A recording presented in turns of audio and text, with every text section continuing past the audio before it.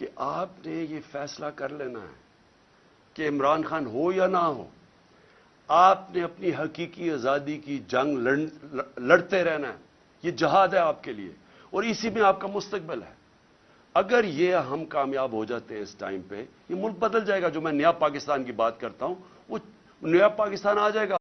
ان کا یہ خیال ہے کہ اگر عمران خان کو ہٹا دیا جائے تو نہ یہ کیمپین کر سکے، کچھ کرے گا، تو تحریک انصاف بھی آہستہ آہستہ ختم ہو جائے گی. اور یہ جو لوگ ہیں انہوں نے تو پھر سے قبول کر لینا جو بھی ہو. تو اس کے اوپر میری جان بھی خطرے میں ہے اور یہ مجھے جیل میں ڈالنا چاہتے ہیں. آپ کو میں صرف یہ کہنا چاہتا ہوں کہ آپ نے یہ فیصلہ کر لینا ہے کہ عمران خان ہو یا نہ ہو، آپ نے اپنی حقیقی آزادی کی جنگ لڑتے رہنا ہے.